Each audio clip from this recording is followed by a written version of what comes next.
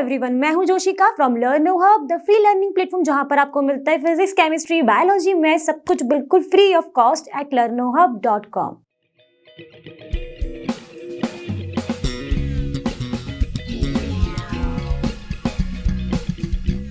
तो बच्चों, आज हम स्टार्ट करने वाले हैं NCERT solution class 10th physics की। चैप्टर का नेम है इलेक्ट्रिसिटी और क्वेश्चन नंबर है question number 7 to question number 18। इसके लिए आपको क्या करना है, अपनी नोटबुक और पेंसिल को लेकर बिल्कुल रेडी हो जाना है और मेरे साथ साथ अपने क्वेश्चंस को सॉल्व करना है अपनी नोटबुक में। तो जल्दी से रेडी हो जाइए।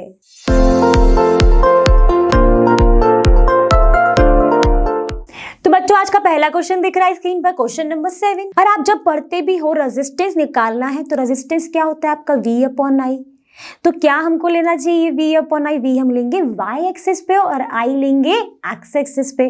तो चलिए बच्चों ड्रॉ करते हैं ग्राफ। बच्चों अब आपको ग्राफ दिख रहा होगा, क्या ग्राफ दिख रहा है आपको? दिख रहा है कि ये y एक्सिस है, ये x एक्सिस है, ये हमने पोटेंशियल डिफरेंस लिया है, ये हमने करंट लिया है जो कि हमारा एम्पियर में है और वोल्टेज जो है हमारा वोल्ट्स में है। ये सबको पता है इसके बारे में। अब यहाँ पर जब हमने नंबरिंग की तो कैसे की, हमने यहाँ पर देखा कि जो हमारा करंट है उसमें स्टार्टिंग हो रही है 0.5 1 2 3 4।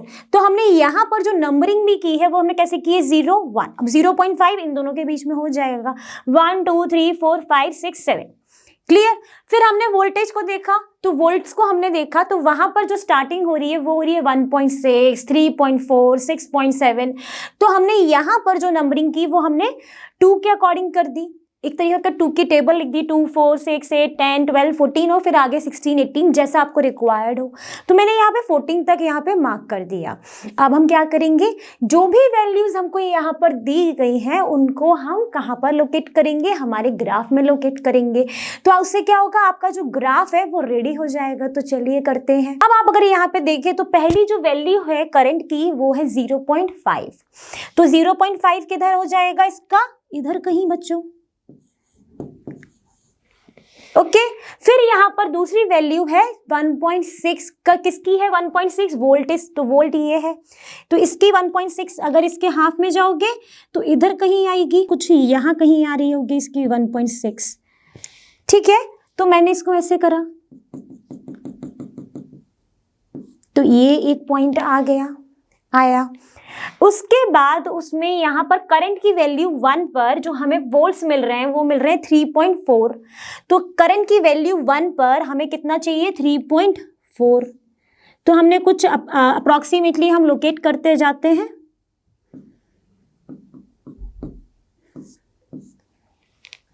फिर यहाँ पर आप देखो करंट की वैल्यू 2 हो गई, करंट की वैल्यू 2 हो गई। किस क्या मिल रहा है वोल्ट्स हमें 6.7 मिल रहे हैं। तो ये रहा 6, यहाँ पर होगा कहीं 7, उसके पहले कहीं हम लोकेट कर देते हैं 6.7।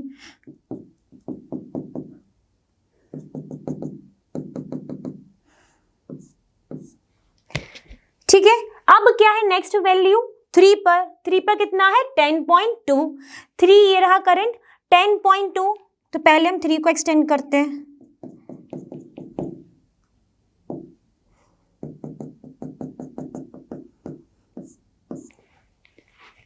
उसके बाद उसने बोला 4, हमने ले लिया करंट की वैल्यू 4। कितना बोला 13.2। तो 12 और 14 के बीच में क्या आएगा 13। 13.2 भी वहीं कहीं आएगा। तो पहले हम क्या करते हैं 4 को एक्सटेंड करते हैं।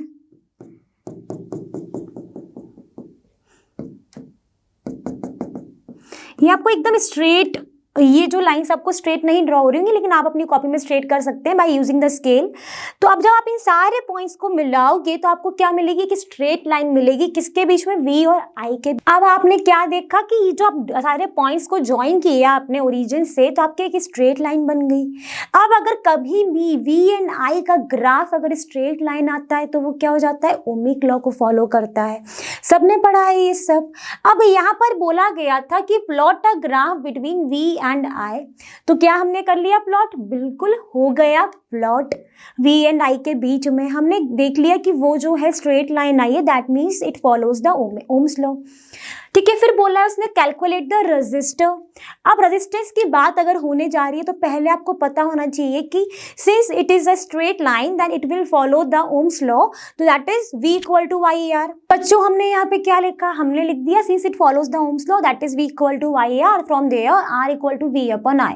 जब V अपन I को देखोगे तो V क्या है हमारा y एक्सिस, I क्या है हमारा x axis, and y upon x is the slope. तो यहाँ पर क्या हो सकता है कि जो हमारा रेजिस्टेंस जो हमें निकालना है रेजिस्टर का, that is the slope of the line from this. तो स्लोप ऑफ द लाइन हमें आपको पता है क्या होता है, इस स्लोप इस तरीके से फॉर्म होता है। ठीक है, कितना स्टीप है। अब स्लोप ऑफ द लाइन अगर हम निकाल लेंगे तो हमारा क्या आ जाएगा, हमारा रेजिस्टेंस आ जाएगा। इतनी बात हुई क्लियर। तो क्या निकाले, पहले हम स्लोप निकालते हैं। ध्यान से देखोगे इस ग्राफ को तो मैंने यहाँ पे क्या किया, मैंने यहाँ पे स्लोप बना दिया इस लाइन के अप्रॉक्स। आप चाहो तो इसके अप्रॉक्स भी निकाल सकते हो, जैसा आपको सही लगे। तो मैंने इसको यहाँ पे इसके अप्रॉक्स निकाल रही हूँ, तो इसको मैंने पॉइंट्स दे दिया स्लोप को ड्रॉ करने के लिए, निकालने के लिए, दैट ABC।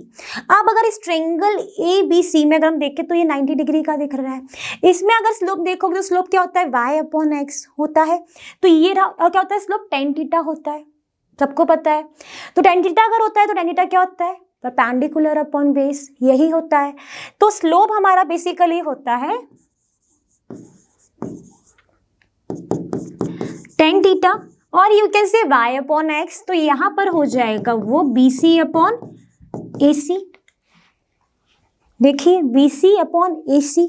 अब BC की वैल्यू अगर आप देखोगे तो ये हमारी कितनी वैल्यू थी, 13.2। ये इसकी फाइनल है। इधर देखोगे तो ये कितनी थी, 1 पर कितनी वैल्यू मिल रही थी हमको, 3.4। ये एक्स एक्सिस के देखोगे तो ये रहा आपका 4 और ये रहा आपका 1।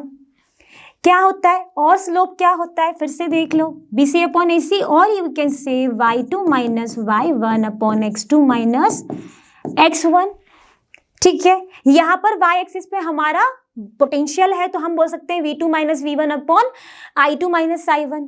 क्लियर हो गया, एक्स एक्सिस पे हमारा करंट है, क्योंकि यहां से जब आपने देखा तो इसका फाइनल पॉइंट है, मतलब Y2 है या V2 है, दैट इज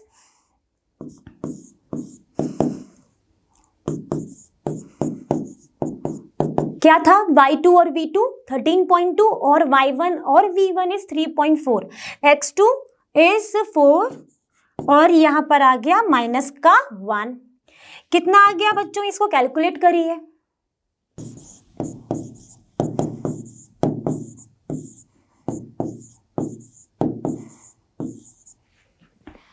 जब आपने इसको कैलकुलेट करा तो 9.8 upon 3 that is 3.26 which is approximately 3.3 ohm. तो क्या हमने अब यहाँ पर resistance of that resistor calculate कर लिया, बिल्कुल कर लिया। क्या होगा, 3.3 ओम। क्या इनको हम सारी जगहों पर निकालने की जरूरत है, नहीं है, क्योंकि ये स्ट्रेट लाइन है। तो हम जहां पर भी आप कैलकुलेट करोगे वैल्यूज जरूर डिफरेंट होंगी बट रेजिस्टेंस की वैल्यू तो सेम आएगी। बात हो रही है क्लियर। तो 3.3 ओम हो गया यहाँ पर रेजिस्टेंस जो हमको फाइंड करना था। तो आई थिंक ये क्वेश्चन हो गया एकदम सॉल्व और आपके दिमाग में हो गया स्टोर। क्या करें, आगे बढ़ जाते हैं। तो बच्चों नेक्स्ट क्वेश्चन दिख रहा है, नेक्स्ट क्वेश्चन का नंबर क्या है, क्वेश्चन नंबर 8। क्वेश्चन नंबर 8 में क्या बोला है, when a 12 volt battery is connected across an unknown resistor there is a current of 2.5 ampere in the circuit, find the value of the resistor of the resistor. ठीक है, resistance हमें निकालना है। क्या क्या गिवन है हमारे पास, गिवन है 12 वोल्ट की बैटरी जिसको हमने कनेक्ट कर दिया एक अननोन रेजिस्टर से और वहां पर करंट फ्लो हो रहा है 2.5 मिली एम्पियर का। तो पहले क्या करते हैं, एक सर्किट बना लेते हैं और एक गिवन सेक्शन लिख लेते हैं। उससे क्या होगा, चीजें सिंप्लीफाई हो जाएंगी, समझ में आ जाएगा क्या करें। तो इसमें क्या बोला, एक बैटरी है, बैटरी लगा के एक सर्किट बनाते हैं।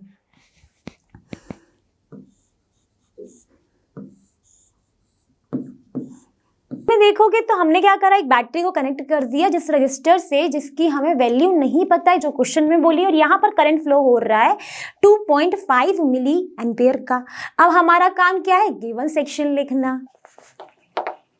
तो बच्चों हमने क्या कर लिया, हमने गिवन सेक्शन लिख लिया, वोल्टेज दिया है 12 वोल्ट, करंट दिया है 2.5 मिली एम्पियर, जिसको हमने कन्वर्ट कर लिया 2.5 इंटू 10⁻³ एम्पियर। क्या कैलकुलेट करना है, रेजिस्टेंस। सर्किट ये है, तो बच्चों क्या करें, यहाँ तो कुछ भी नहीं है, क्या करना है, डायरेक्ट हमको ओम्स लॉ लगा देना है। ओम्स लॉ क्या कहता है, V = I आते हैं, बिल्कुल, क्योंकि V गिवन है, I गिवन है, तो निकाल लेंगे। तो चलिए करते हैं उसको सॉल्व। तो बच्चों हमने क्या करा, हमने V = IR लगाया, R = हो गया V/I, V की जगह पे रखा 12 और नीचे हो गया 2.5 इंटू 10⁻³ अब क्या करते हैं, 10⁻³ को ऊपर ले जाते हैं।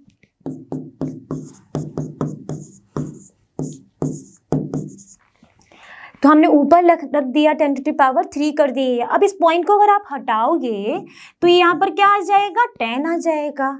क्या मैं इस इक्वेशन को इस तरीके से लिख सकती हूँ,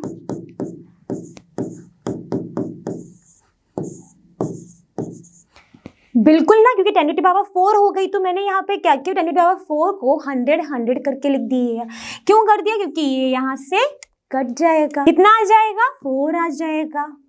तो यहाँ से वैल्यू कितनी मिल जाएगी हमको, कितनी वैल्यू मिल गई, मल्टीप्लाई कर लो, 12 इंटू 4 इंटू 100 इज 4800 ओम। ये भी छोड़ सकती हूँ, या फिर आप इसको इस तरीके से भी लिख सकते हो 4.8 किलो ओम। ठीक है, तो रेजिस्टेंस की वैल्यू आप इस तरीके से भी रख सकते हो, इस तरीके से भी लिख सकते हो, दोनों ही सही है, दोनों ही एक है, सिर्फ लिखने का तरीका अलग हो गया है। इसका मतलब ये क्वेश्चन हो गया सॉल्व, क्योंकि जो निकालना था वो हमने निकाल लिया। ये क्वेश्चन तो काफी सिंपल निकला, हमने तो तुरंत ही सॉल्व कर लिया। अब क्या करते हैं, अगले क्वेश्चन की तरफ बढ़ जाते हैं। तो बच्चों अगला क्वेश्चन दिख रहा है स्क्रीन पर, क्वेश्चन नंबर 9। क्वेश्चन नंबर 9 में क्या बोला है कि a battery of 9 volt is connected in series with the resistors। Series with the resistor से कनेक्टेड है, और रजिस्टर्स कौन कौन सी है, 0.2 ohm, 0.3 ohm, 0.4 ohm, 0.5 ohm and 12 ohm respectively. How much current would flow through the 12 ohm resistor. 12 ohm resistor से कितना current flow होगा वो हमको कैलकुलेट करना है।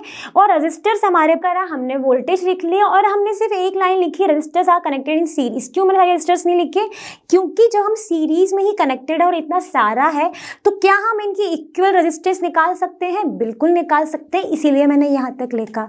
अब मान लेते हैं इसकी इक्वल रजिस्टेंस से आर, ठीक है, तो बाकी सारे वहां पर ऐड हो जाते हैं, क्योंकि क्या फॉर्मूला होता है सीरीज में निकालने का total resistance, that is R1 + R2 + R3 ... n times हो सकता है। तो यहाँ पर जितने हैं उतने कर देते हैं। तो हमने लिख दिया resistance R1 + R2 + R3 + R4 + R5। R1 की वैल्यू कितनी है, 0.2, R2 की वैल्यू कितनी है, 0.3, R3 की वैल्यू कितनी है, 0.4, R4 की वैल्यू कितनी है, 0.5 एंड R5 इज 12। अब इसका क्या करेंगे, एडिशन करेंगे, तो मैथमेटिकल कैलकुलेशन है, आप करके देखिए कितना आ रहा है रेजिस्टेंस, जो हमारा इक्वल रेजिस्टेंस है इन सीरीज का, टोटल रेजिस्टेंस कह सकते हो। जब आप इनको समेशन करोगे तो आपका आंसर आएगा 13.4 ओम। ठीक है, तो ये हमारा R आ गया, जो कि एक सीरीज में जब कनेक्टेड है रजिस्टर्स तो उनका एक टोटल रेजिस्टेंस आ गया। V पता चल गया, R मालूम कर लिया हमने, तो कितना करंट फ्लो होगा 12 ओम रेजिस्टेंस से। तो क्या करें बच्चों, निकाल लेते हैं। तो अब =IR हमें कैलकुलेट करना क्या है इस बार, करंट, तो V/R, V is given 9/13.4, calculate करिए, ये पॉइंट से हटाएंगे ऊपर गया तो ये हो गया 90/134, मतलब कुछ आएगा 0 पॉइंट के अप्रॉक्स। तो बच्चों जब आप सॉल्व कर लोगे 0 पॉइंट के अप्रॉक्स आएगा, तो वो आएगा आपका 0.67 एम्पियर। अब ये करंट आ गया हमारा। अब यहाँ पर एक लाइन बोली है कि 12 ओम रजिस्टर के अक्रॉस निकालना है। तो बच्चों यहाँ पर एक चीज ध्यान रखो, सारी रजिस्टर्स किसमें कनेक्टेड है, हमारी सीरीज में कनेक्टेड है। किस तरीके से देख लीजिए,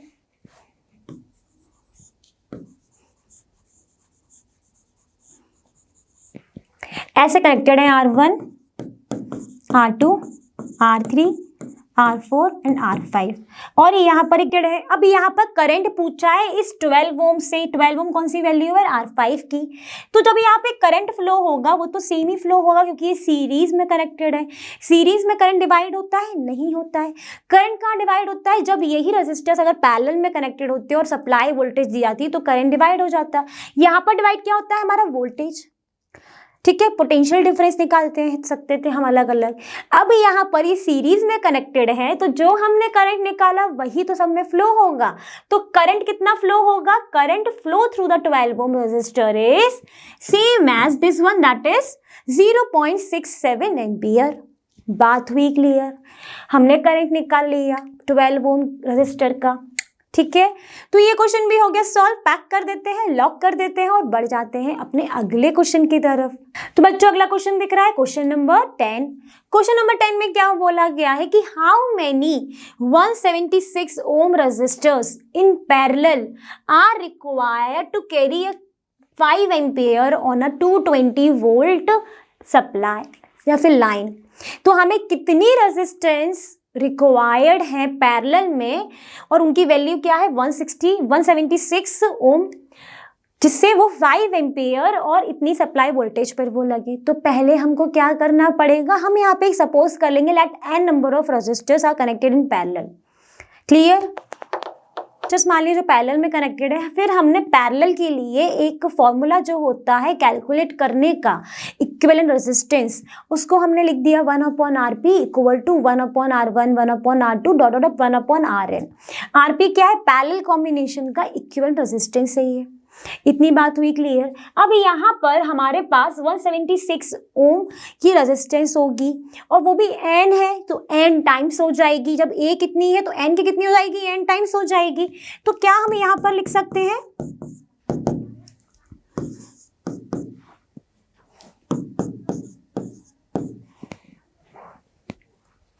तो यहाँ से हमारी equivalent resistance for parallel combination or you can say total resistance for parallel combination is 176/n। इसको हमने इन्वर्स कर दिया, निकाल लिया। तो यहाँ तक बात हुई क्लियर? तो जब हमने ये लिख दिया तो हमारे पास अब गिवन क्या है हम वो लिख लेते हैं।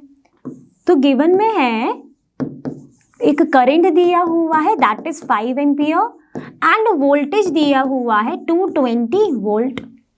ये हमको गिवन सेक्शन दिया है। हमने ये वाली रेजिस्टेंस की वैल्यू निकाली जब रेजिस्टेंस सारी पैरेलल में कनेक्टेड होंगी। तो क्या हम इसको और इसको इक्वेट कर सकते हैं? कैसे कर सकते हैं? तो ये हम कर सकते हैं by using the Ohm's law. Ohm's law क्या कहता है? V = IR। अभी तक बताती ही आ रही हूँ। तो R = क्या हो जाता है? V/I। अब यहाँ पर R = V/I है। तो क्या हम ये रेजिस्टेंस और ये रेजिस्टेंस एक जैसा मान सकते हैं? बिल्कुल। तो इसको हम मान लेते हैं RP, क्योंकि रेजिस्टेंस तो V/I ही रहेगा, चाहे वो पैरेलल कॉम्बिनेशन में हो चाहे वो सीरीज कॉम्बिनेशन में। उनकी वैल्यूज डिफरेंट हम कैलकुलेट करते हैं by using the different formula for both. तो RP = V/I। RP की वैल्यू कितनी आई है बच्चों? 176/n और इक्वल टू में क्या है? V/I। V की वैल्यू कितनी दी गई है? 220 वोल्ट। I की वैल्यू कितनी दी गई है? 5 लिया। हमने क्या किया फिर? 5 से 220 कट कर दिया, 44 आ गया। n की वैल्यू कितनी आ गई? 176/44। यहाँ पे जब कैलकुलेट करोगे तो ये चला जाएगा आपका 2 × 22 और ये भी गया 88। 22 4 जा हो गया आपका 88। तो वैल्यू कितनी आ गई है n की? 4। तो यहाँ से हम कह सकते हैं कि 176 resistors are required to carry 5 ampere on a 220 volt line. I think ये क्वेश्चन भी हो गया होगा सॉल्व और आपने अच्छे से अपनी नोटबुक में मेरे साथ साथ स्टेप बाय स्टेप फॉलो करके कर लिया होगा। बात भी हो गई क्लियर? क्वेश्चन हो गया लॉक। तो बढ़ जाएंगे अपने अगले क्वेश्चन की तरफ। तो बच्चों क्वेश्चन नंबर 11 दिख रहा होगा स्क्रीन पर। 11 में क्या बोला है? Show how you would connect 3 resistors each of resistance 6 ohm so that the combination has a resistance of 9 ohm. Second है आपका 4 ओम। ठीक है, तो आपको क्या करना है? आपका रेजिस्टेंस का कॉम्बिनेशन इस तरीके से बनाना है और उनकी वैल्यूज है 6 ओम सबकी। जिससे रिजल्ट आना चाहिए रेजिस्टेंस का, इसको कहते हैं इक्विवेलेंट रेजिस्टेंस जो आनी चाहिए वो पहले में आपकी 9 ओम आनी चाहिए, दूसरे में आपकी 4 ओम आनी चाहिए। और कितने रेजिस्टर्स आपको कॉम्बिनेशन बनाना है, 3 रेजिस्टर्स का। तो अब हम मान लेते हैं, हम सबसे पहले समझ लेते हैं कि जैसे आप लोग सोचेंगे कि चलिए पहले हम सीरीज में कनेक्ट कर देते हैं सारी तीनों रेजिस्टेंस, तो करके देख लेते हैं। तो पहले हम क्या करेंगे, पहले सबसे सिंपल सा लिख लेंगे अपना गिवन पोर्शन। तो हमने अपने गिवन पोर्शन में लिखा कि 3 रेजिस्टेंस हैं जिनकी वैल्यू है 6 ओम। तो पहले का नाम दे दिया R1 equal to 6 ohm, R2 equal to 6 ohm and R3 equal to 6 ohm. अब इनका कॉम्बिनेशन सोचना है। तो कॉम्बिनेशन सोचने के लिए पहले हमने सोच लिया कि हम कुछ और कॉम्बिनेशन नहीं है, सब सीरीज में ही लगाएंगे। ठीक है, तो देखते हैं अगर मैंने इस तीनों रेजिस्टेंस को सीरीज में कनेक्ट कर दिया तो क्या होगा, और क्या हमारी जो हमको वैल्यू चाहिए वो मिलेगी, तो वो भी करके देखते हैं।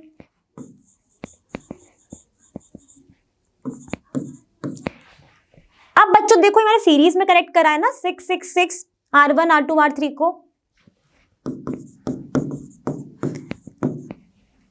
अब इसका फॉर्मूला क्या होता है इक्वल रेजिस्टेंस का for series connection, that is R1 plus R2 plus R3। 6 plus 6 plus 6 कितना आया बच्चों, 12, 12 प्लस 6 18। क्या 18 हमारा एक भी पार्ट में डिजायर्ड वैल्यू थी, नहीं थी।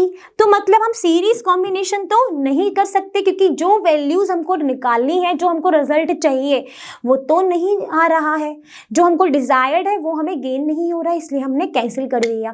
फिर दूसरा हमने सोचा कि चलो तीनों रेजिस्टेंस को हम पैरेलल में कनेक्ट कर देते हैं, तो वो भी करके देखते हैं। ये कर दिया हमने पैरेलल में। पैरेलल में जब कनेक्ट करोगे तो कितनी हो जाती है इसकी रेजिस्टेंस, टोटल रेजिस्टेंस कितनी हो जाती है, 1/Rp equal to 1/R1 plus 1/R3। यही होती है। R1 की वैल्यू है 6, तो 1/6 प्लस 1/6 प्लस 1/6। देखिए कितना हो जाएगा बच्चों, 3/6 दैट इज 1/2। 1/Rp कितना आ गया, 1/2, मतलब Rp कितना हो गया 2 ओम। तो क्या ये भी हमारी डिजायर्ड वैल्यू है, यहाँ पर चाहिए हमको 9 या फिर 4, तो नहीं है मैम।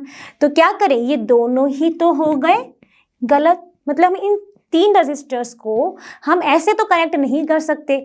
अब कैसे कनेक्ट करें, अब हम मानते हैं हमने तीनों को जब कनेक्ट किया सीरीज में तो नहीं चला काम। अब हम क्या करते हैं, 2 को हम सीरीज में रखते हैं, ठीक है, एक को हम पैरेलल में कर देते हैं। हमने पैरेलल में कितनी रखे हैं, 1, और दोनों को सीरीज में, मतलब हमने R1 को पैरेलल में रख दिया R2 एंड R3 के, जहां पर R2 एंड R3 जो है वो सीरीज में है। अब क्या करें, इसका निकालते हैं अपन टोटल रेजिस्टेंस और यू कैन से इक्विवेलेंट रेजिस्टेंस। क्या निकलेगा, तो बच्चों यहाँ पर देखो तो R2 एंड R3 जो है वो हमारे किस में है, सीरीज में है। तो दैट मीन्स यहाँ पर कितनी आएगी रेजिस्टेंस हमारी, R2 plus R3 which is 12 ओम। तो यहाँ पर कैसा बन गया अब डायग्राम हमारा, इस तरीके से ये R हो गया, ये R1 हो गया, ये हो गया हमारा 12 और ये है हमारा 6। अब now R and R1 is in parallel, तो here we can use the parallel combination formula. कितना हो जाएगा, 1/Rp equal to 1/R plus 1/R1 which is 1/12 plus 1/6 and it is equal to the 12 and यहाँ पर आया 1, यहाँ पर आया 2। ये हो गया आपका 3/12 विच इज 1/4। ठीक है, तो आपका कितना आ गया, टोटल रेजिस्टेंस कितनी आ गई आपकी, 4। यही हमारा, अब इसको आप पूरा निकाला है ना आपने, इसका निकाला दैट इज इक्विवेलेंट रेजिस्टेंस निकाली, कितनी आ गई 4 ओम। तो क्या ये हमारी सेकंड वाली डिजायर्ड वैल्यू है, बिल्कुल है। तो मतलब ये वाला जो पोर्शन हमने करा, ये जो हमारी वैल्यू आई ये किसकी आई है, सेकंड पार्ट। तो ये तो कॉम्बिनेशन हो गया करेक्ट कॉम्बिनेशन हो गया। अब देखते हैं नेक्स्ट कॉम्बिनेशन। अभी हमने क्या करा, 2 को सीरीज में लिया, 1 को पैरेलल में। अब हम करते हैं जस्ट इसका उल्टा, 2 को लेते हैं पैरेलल में और 1 को लेते हैं सीरीज में। अभी हमको ये मिल गया 4 ओम बाय यूजिंग दिस मेथड। कर लिया हमने, R1 है R2 को पैरेलल में ले लिया, R3 को सीरीज में कर दिया, सबकी वैल्यू तो क्या है 6 6 एंड 6। अब इसका अगर आप निकालोगे इक्विवेलेंट रेजिस्टेंस तो क्या आएगा बच्चों, यहाँ पर आपका आएगा 1/R1 plus 1/R2 which is 2/6। 1/6 plus 1/6 is what 2/6। तो ये कितना हो जाएगा आपका 1/3। तो आरपी की वैल्यू कितनी आ जाएगी 3 ओम, क्योंकि ये क्या होता है 1/RP। अब सर्किट कैसा हो जाएगा, ये हो गया आपका आरपी और ये हो गया आपका R3, ये है 3, ये है आपका 6 ओम और ये है 3। अब किस में कनेक्ट हो गई ये सीरीज में। Now these two RP and R3 are connected in series। तो सीरीज में क्या होता है R equal to RP plus R3 which is 3 + 6 equal to 9 ohm. तो क्या हमने ये भी डिजायर्ड वैल्यू है, बिल्कुल है जी। देखिए पहले हमने 4 ओम कर ली क्योंकि हमें नहीं मालूम था कि हम ये वाले फॉर्मेट को पहले करें या हमने क्या करा, हमने सिर्फ एक नॉर्मली करते गए कि क्या हम इस तरीके से कनेक्ट कर दें, क्या हम इस तरीके से कनेक्ट करते हैं, तो हमको आंसर मिलता गया। अभी जो हमको आंसर मिला जब हमने R1 एंड R2 को पैरेलल में करा और R3 को सीरीज में कनेक्ट करा, और चाहो तो यहाँ पर पैरेलल कर लो, यहाँ सीरीज कर लो, बट जब दो रेजिस्टेंस आप पैरेलल में लोगे, एक को सीरीज में कनेक्ट करोगे, तो then you will get the answer 9 ohm which is also the desired value. And जब आप यहाँ पर दो को सीरीज में कनेक्ट करोगे और एक को पैरेलल में, then you also get the answer. That is clear हुई बात, 4 ओम मिल जाएगा आपको, जो भी वो भी हमारा एक डिजायर्ड वैल्यू रहेगी। तो ये भी बात हो गई होगी क्लियर, आंसर हो गया होगा सॉल्व और आपको आ गया होगा समझ। तो यहाँ तक किसी को नहीं होगी कोई दिक्कत। तो चलिए बढ़ते हैं अपन अपने अगले क्वेश्चन की तरफ। तो बच्चों क्वेश्चन नंबर 12 दिख रहा होगा स्क्रीन पर। 12 में क्या बोला है, several electric bulbs designed to be used on a 220 volt electric supply are rated 10 watt, which is the power. How many lamps can be connected in parallel with each other across the two wires of 220 volt line if the maximum allowable current is 5 ampere? अब पहले हम क्या करेंगे, given section को लिखेंगे और question में क्या बोला है कि बहुत सारे इलेक्ट्रिक बल्ब्स का कनेक्शन है जो कि कहाँ पर कनेक्टेड है, सप्लाई वोल्टेज हमको दी गई दैट इज 220 वोल्ट और वहां पर जो पावर सप्लाई है दैट इज 10 वोट। फिर उन्होंने बोला कि जो बहुत सारे लैंप हैं उनमें कितने लैंप्स को वो कनेक्ट करें पैरेलल में एक साथ, जिससे दो वायर्स के बीच में जो सप्लाई है वो 220 वोल्ट रहे एंड वहां पर मैक्सिमम जो अलाउबल करंट रहे वो रहे आपका 5 एम्पियर। तो पहले हम लिखेंगे हमारा गिवन सेक्शन। पास जो सप्लाई है वो है 220 वोल्ट, पावर दी है 10 वोल्ट और जो हम उन लैंप्स को जितने भी नंबर ऑफ लैंप्स हम कनेक्ट करेंगे एक दूसरे से वहां पर जो मैक्सिमम अलाउबल करंट है वो है हमारा 5 एम्पियर, क्योंकि सप्लाई तो सेम है, मैंने उसको दोबारा नहीं लिखा। अब जब पावर और वोल्टेज गिवन है तो क्या हम यहाँ से रेजिस्टेंस निकाल सकते हैं? क्यों निकाल रहे हैं कि हम कितने नंबर ऑफ रेजिस्टर्स के लैंप कनेक्ट करेंगे जिससे ये आए, तो रेजिस्टेंस तो चाहिए ही, ठीक है। क्योंकि हम जब भी आप लैंप देखोगे ना तो उसके अंदर ना आपको रेजिस्टेंस दिखती होगी, एक फिलामेंट दिखता होगा, तो उसके लिए हमें क्या निकालना पड़ेगा, जब वहां पर रेजिस्टेंस होती है तो यहाँ पर भी निकालना ही पड़ेगा। तो पावर का फॉर्मूला होता है in terms of resistance and supply voltage that is P = V²/R। तो यहां से जब आप कैलकुलेट करोगे R तो कितना आ जाएगा V²/P विच इज 220 × 220/10। यहां से ये कैंसिल हो गया, एक 0 से एक 0। अब आपने क्या करा, जब कैंसिल करा तो 22 × 22 इज 484 एंड 0 था तो हमने 0 लगा दिया, तो कितना आया R 4840। अब क्वेश्चन में क्या पूछा है, how many lamps can be connected in parallel with each other. तो यहाँ पर हम सपोज कर लेते हैं that n number of lamps are connected in parallel whose resistance is different that is R1 R2 हम अज्यूम कर लेते हैं।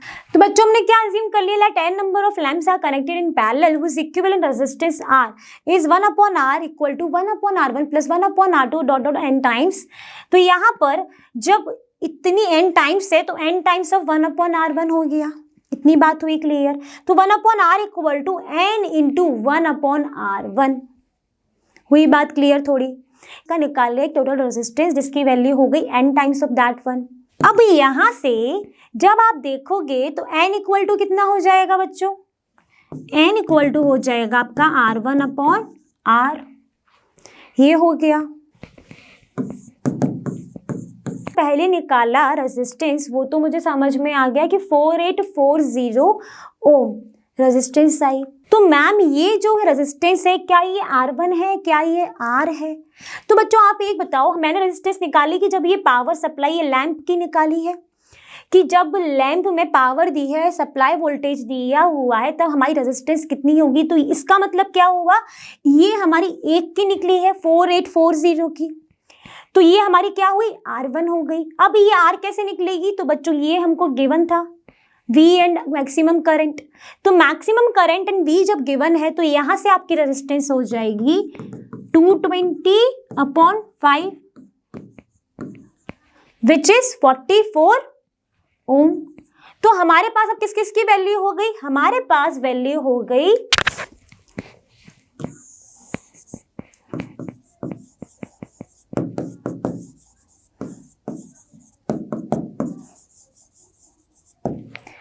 किस किस की वैल्यू हो गई बच्चों, resistance of one bulb which is हमने यहाँ पे बोल दिया R1। चलो ठीक है, वन बल्ब का R1 and another resistance when you are going to connect that across the two wires then the resistance is 44 ohm। ठीक है, तो यहाँ पर आपका R1 की वैल्यू आप रखोगे जो कि एक बल्ब के रेजिस्टेंस की वैल्यू है 4840 और यहाँ पर R कितना हो गया 44 ओम।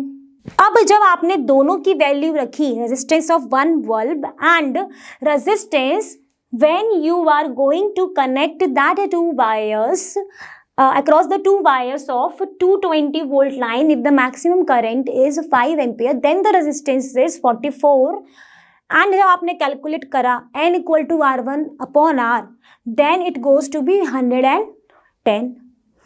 तो ये 110 क्या आया, 110 वो लैंप्स, नंबर ऑफ लैंप्स आए हमारे पास जिनको हमें पैरेलल में कनेक्ट करना है। तो क्या हो गया answer, 110 lamps can be connected in parallel with each other across the two wires of 220 volt if the maximum allowable current is 5 ampere. तो बात हुई क्लियर। हमने क्या कर लिया, हमने सॉल्यूशन कर लिया, एकदम सॉल्व, कोई दिक्कत नहीं हुई। यहाँ पर ये नहीं समझते कि ये जो R1 की वैल्यू है ये कौन सी वैल्यू है, तो ये वैल्यू थी resistance of one bulb is this और n टाइम्स की n/4840 हो जाती ना, n times of 1/R1 is what, तो इससे भी निकाल सकते थे। एंड और R जो है वो है हमारी जब मैक्सिमम अलाउएबल करंट फ्लो हो रहा है तो उस टाइम पे हमने निकाला, तो उसके थ्रू हमने क्या निकाल लिया, हमने हमारे नंबर ऑफ लैंप्स को काउंट कर लिया।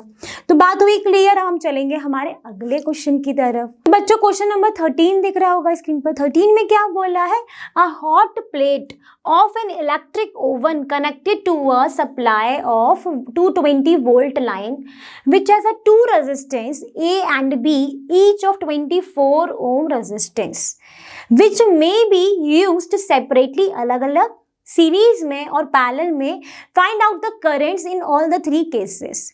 तो पहला केस क्या हो जाएगा, जब हमने ये रेजिस्टेंस को अलग अलग यूज करा है, मतलब इंडिविजुअल यूज करा है। दूसरा केस क्या हो जाएगा, सीरीज में यूज करोगे। थर्ड केस क्या हो जाएगा, जब पैरेलल में यूज करोगे। यही केसेस हो गए। तो हम क्या करते हैं, पहले हम स्टार्टिंग करेंगे with the given section. Voltage लिख लिया, हम दो रेजिस्टेंस लिखे R1 24 ओम, R2 24 ओम।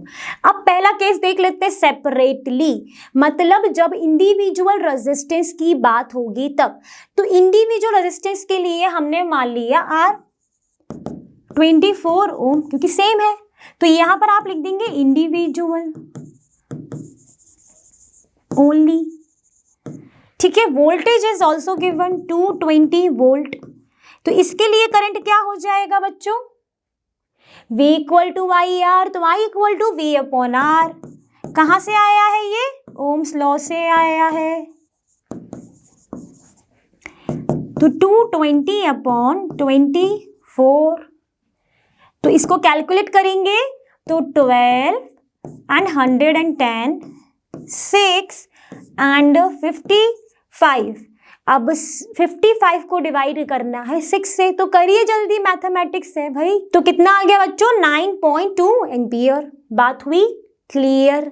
अब क्या करें? तो हमने क्या कर लिया, एक केस के लिए तो सॉल्व कर लिया, हमने निकाल लिया केस 1 के लिए।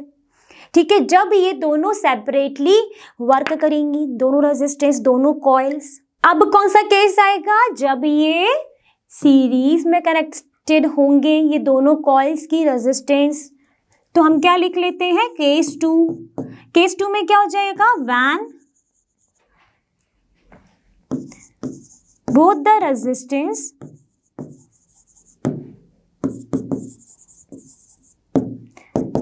are connected in सीरीज में कनेक्टेड होंगी तो इनका रेजिस्टेंस क्या हो जाएगा? Equivalent, that is R1 plus R2 which is 24 plus 24, that is 48 ohm. Voltage supply is same.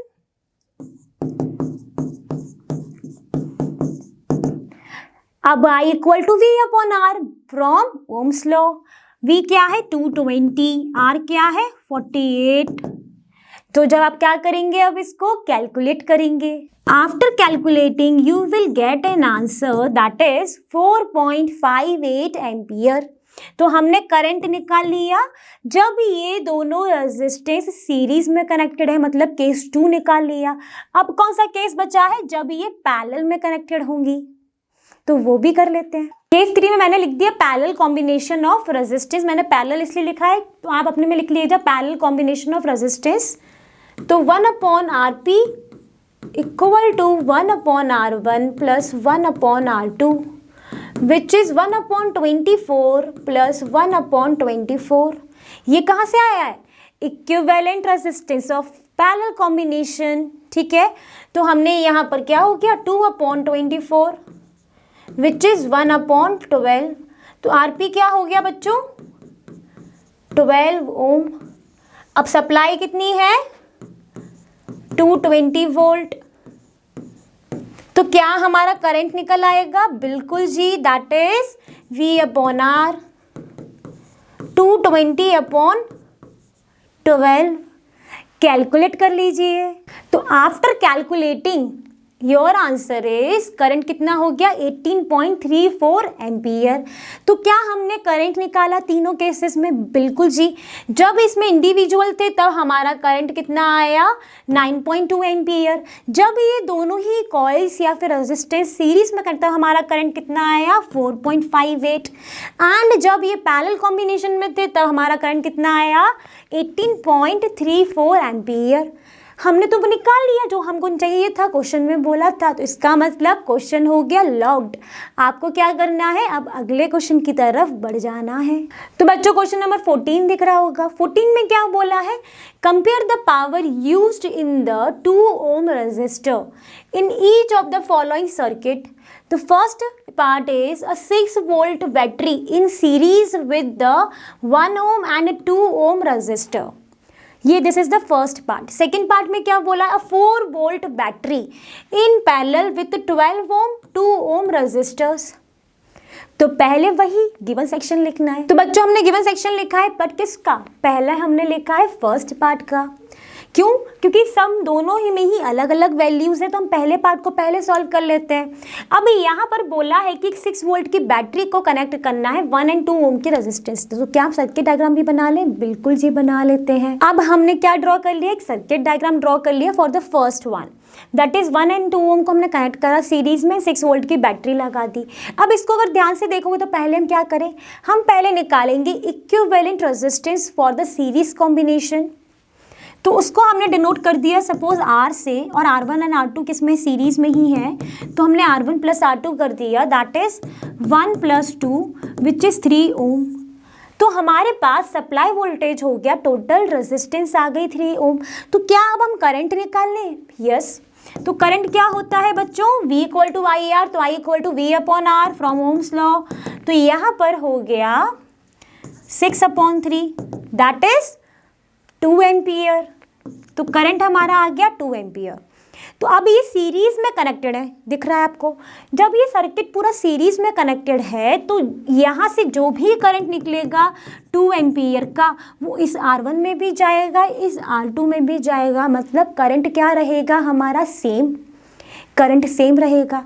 Calculate क्या करना है आपको यहाँ पर, पावर जो कि 2 ओम रजिस्टर्स में यूज्ड हो रही हो। तो जब यहाँ पर करंट भी सेम है इस कंडीशन में, तो पावर क्या निकलेगी जो कंज्यूम करेगा 2 ohm resistance.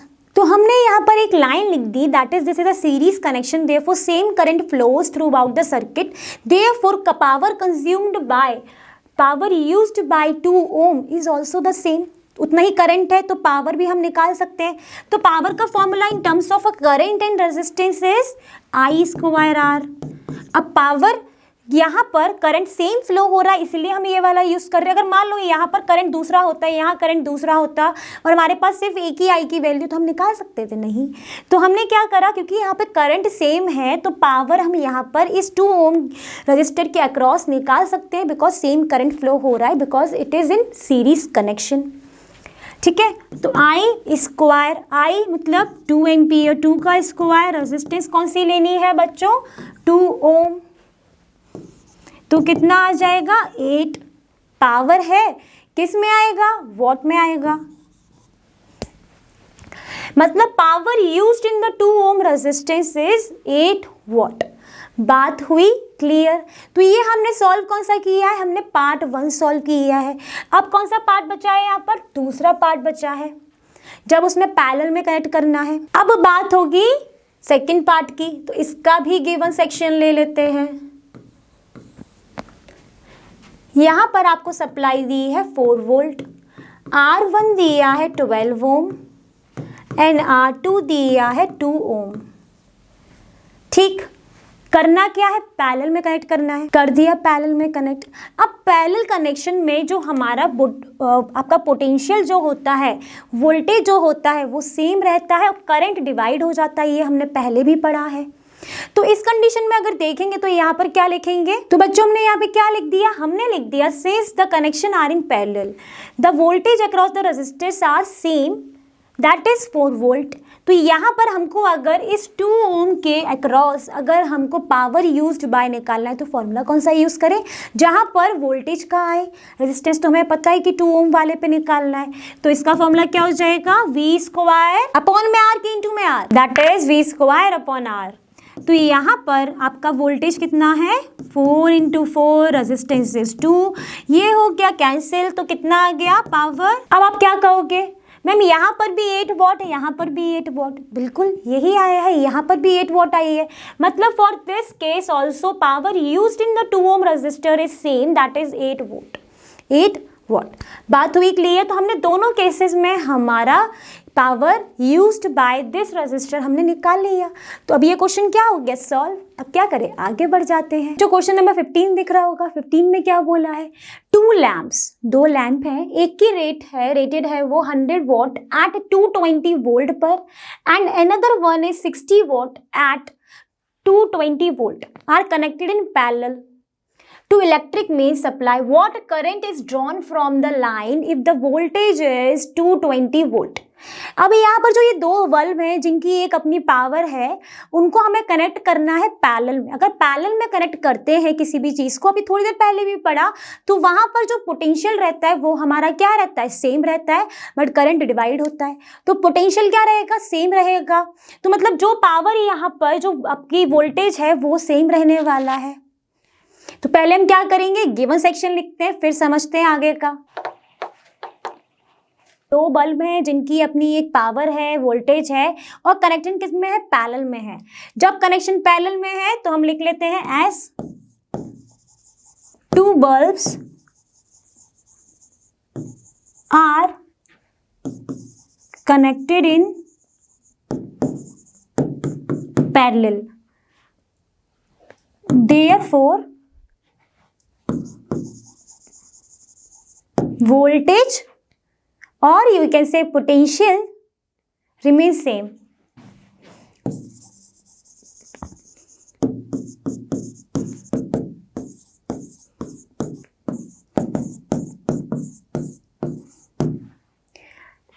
Potential remain same, that is 220 volt. तो हम 100 वॉट के लिए पावर का फॉर्मूला लगा लेते हैं, power equal to voltage into current. तो जहां से हम एक करंट निकाल लेंगे 100 वॉट के लिए, बेसिक फॉर्मूला यही होता है पावर का। यहां पर ये 100 वॉट के लिए मतलब फर्स्ट बल्ब के लिए है, तो इसको हम मान लेते हैं P equal to V into I. ठीक है, P1 equal to V equal to I1। V की वैल्यू V1 में क्यों नहीं लिखी, क्योंकि पोटेंशियल तो सेम ही है ना। तो यहां से आपका करंट का फॉर्मूला क्या होगा, P1 upon V। Hair P1 is 100, तो 100 अपॉन 220।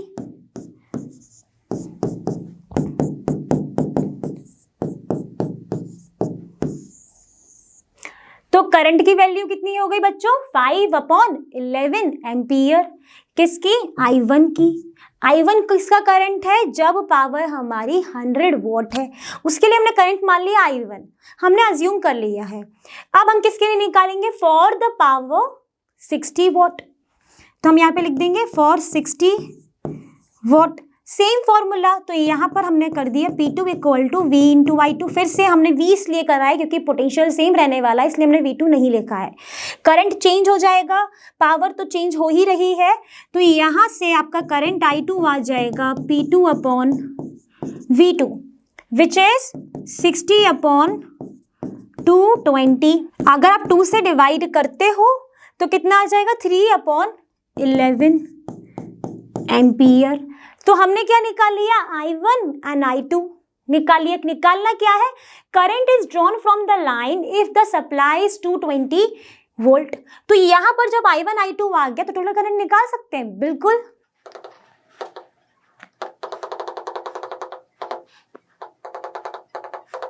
तो बच्चों हमने क्या करा, I1 I2 निकाल के इनका सम कर दिया, तो ये आया 8 अपॉन 11 एम्पियर। 8 अपॉन 11 को जब आपने सिंप्लीफाई करा तो वो आया 0.727 एम्पियर। तो ये इतना करंट, ये करंट होगा जो आपका क्या होगा, ड्रॉन होगा from the line if the supply is 220 volt. तो क्या लिख सकते हो, the current is drawn from the line if the supply voltage is 220 volt is 0.727 ampere. बात हुई क्लियर, हमने करंट निकाल लिया, क्वेश्चन हो गया सॉल्व।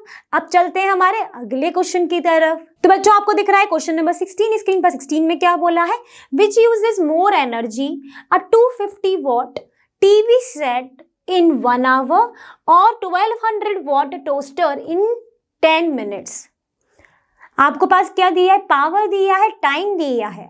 दोनों कंडीशंस का, टीवी का और टोस्टर का, आपको कैलकुलेट करना है कि किस इन दोनों में से किसने ज़्यादा एनर्जी यूज़ की है, ये हमको बताना है।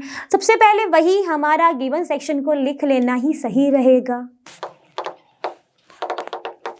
पास गिवन है एक टीवी सेट, एक गिवन है टोस्टर।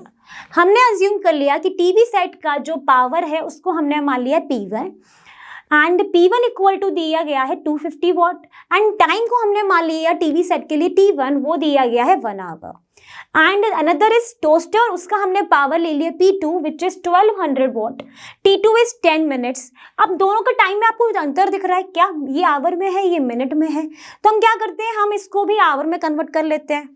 तो 1 आवर में कितने होते हैं, 60 मिनट्स होते हैं, तो 1 मिनट में कितने हो जाएंगे, 1/60, तो ये कितने हो जाएंगे 10/60 आवर।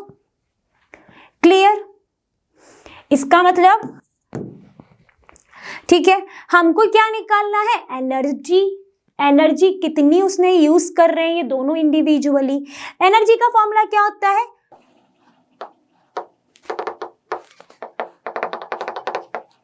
तो बच्चों हमने क्या लिख दिया, energy used by TV set is E1। E1 equal to होता है P1 into T1।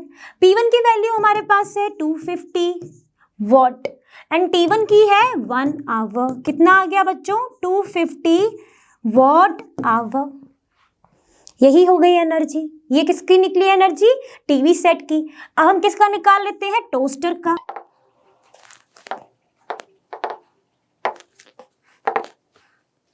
E2 equal to P2 into T2। E2 किसकी एनर्जी है? टोस्टर की। P2 गिवन है, जी हाँ 1200, और कितना आया T2? 1/6 आवर, तो ये हो गया 200 वॉट आवर। यही हुआ ना। तो यहाँ पर कितना आया, कितनी एनर्जी यूज की है इसने? 250। इसने कितनी यूज की है? 200। तो किसकी एनर्जी इसने, किसने ज्यादा यूज करी एनर्जी? टीवी सेट ने कि टोस्टर ने?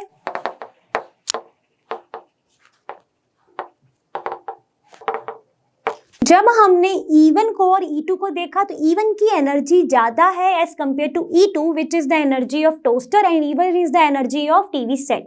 तो hence we can conclude that TV set used more energy than toaster. ठीक है, बात हो गई क्लियर।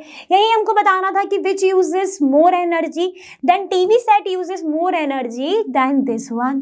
बात हो गई क्लियर, क्वेश्चन हो गया सॉल्व। बढ़ जाएंगे अगले क्वेश्चन की तरफ। तो बच्चों क्वेश्चन नंबर 17 दिख रहा होगा। 17 में क्या बोला है कि an electric heater of resistance 8 ohm draws a current 15 ampere from the service means 2 hours. Calculate the rate at which heat is developed in the heater. आपको एक इलेक्ट्रिक हीटर दिया है जिसका करंट दिया है, टाइम दिया है, रेजिस्टेंस दी है, आपको कैलकुलेट करना है रेट, जिस रेट से हीट प्रोड्यूस्ड हो रही है उस हीटर के अंदर। तो क्या करें, पहले लिखेंगे गिवन सेक्शन,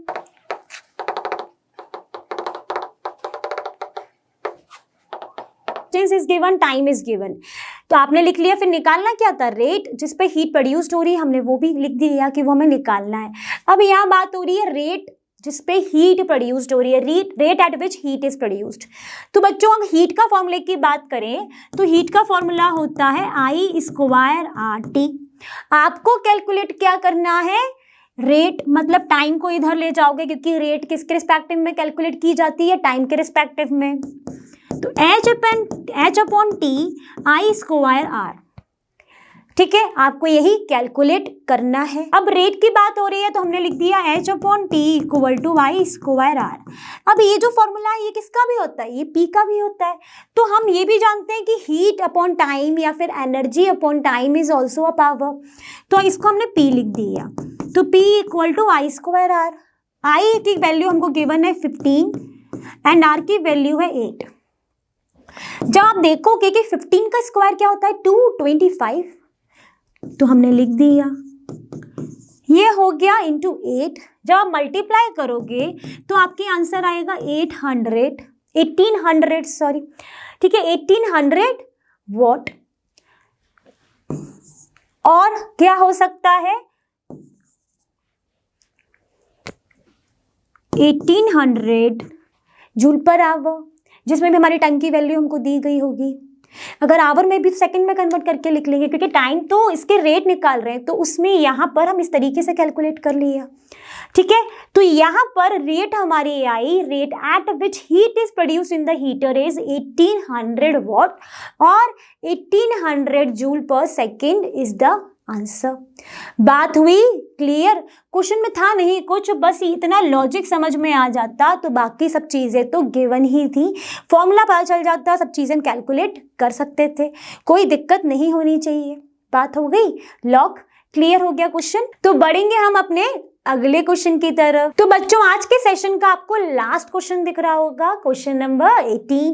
क्वेश्चन नंबर 18 में बोला है एक्सप्लेन द फॉलोइंग।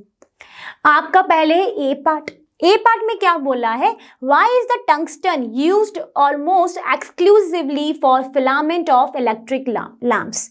जो हमारा इलेक्ट्रिक लैम्प होता है उसमें जो फिलामेंट यूज होता है वो किसका बना होता है, इस टंगस्टन का बना होता है।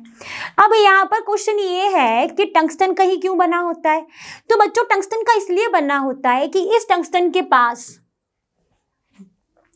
दो एक स्पेसिफिक प्रॉपर्टीज होती हैं, तो जल्दी गर्म होने पर बर्न नहीं होता है क्योंकि बल्ब की रिक्वायरमेंट क्या, वो तो जलेगा तो गर्म होगा। अगर ऐसा कोई फिलामेंट लगा दिया जो गर्म होने पर जल जाए तो हमारा वो बल्ब किस काम का रह जाएगा, वो तो ब्रेक हो जाएगा।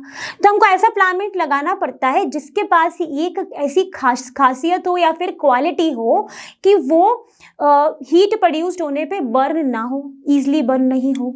बात तो इतनी तो क्लियर हो गई। अब इस वाले टंगस्टन के पास जो दो स्पेसिफिक प्रॉपर्टीज होती हैं वो होती है, पहला क्या लिखा है, हाई एमपी। अब एमपी क्या है, मेल्टिंग पॉइंट बच्चों, हाई मेल्टिंग पॉइंट होता है इस टंगस्टन का, और इसकी जो रेजिस्टिविटी होती है वो भी ज़्यादा होती है। इन दोनों रीजंस के कारण इस टंगस्टन को हम लोग यूज़ करते हैं इलेक्ट्रिक लैंप्स के बनाने में। और दूसरी खासियत मैंने अभी बताई खुद ही कि they don't burn easily at high temperature, जब बहुत ज़्यादा गर्म भी हो जाए बट वो जलेंगे नहीं, जल्दी बर्न नहीं होंगे। बात हो गई क्लियर, मतलब ए पार्ट तो आ गया बिल्कुल समझ। अब बढ़ जाते हैं नेक्स्ट पार्ट पे जो है आपका बी पार्ट। बी पार्ट में क्या बोला है, why are the conductors of electric heating devices such as bread toasters and electric irons made of an alloy rather than a pure metal.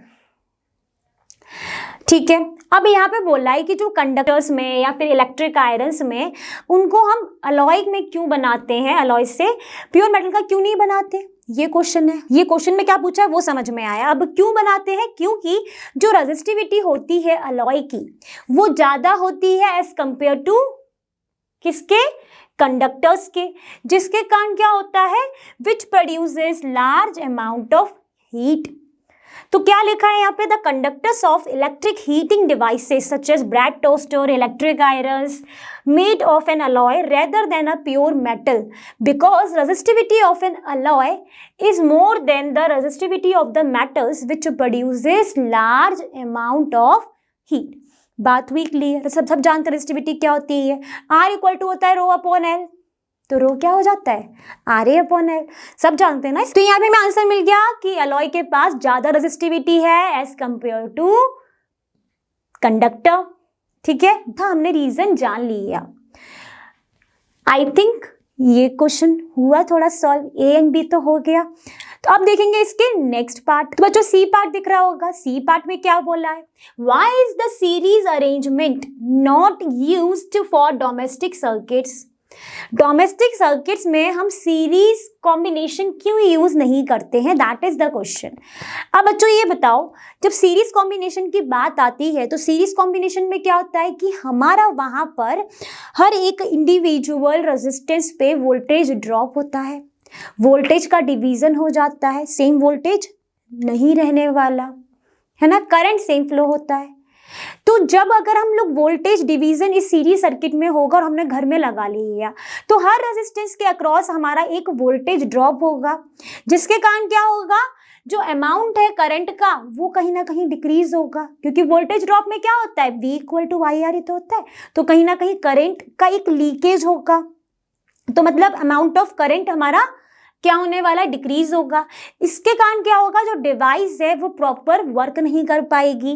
ठीक है, और डिवाइस वर्क क्यों नहीं कर पाएगी, क्योंकि वो बहुत जल्दी गर्म हो जाएगी, जब गर्म हो जाएगी तो वर्क नहीं कर पाएगी। बात हुई क्लियर, क्या बोला, there is a voltage division in series circuit as each component receive a small voltage, so the amount of current decreases and the device becomes hot. If the device become hot, then it cannot work properly. ठीक है, it does not work properly. बात हो जानी चाहिए clear. अब देखेंगे इसका D part. D part में क्या बोला है कि how does the resistance of a wire vary with its area of cross section. क्यों रेजिस्टेंस जो है वायर का वो वेरी करता है एरिया ऑफ क्रॉस सेक्शन से।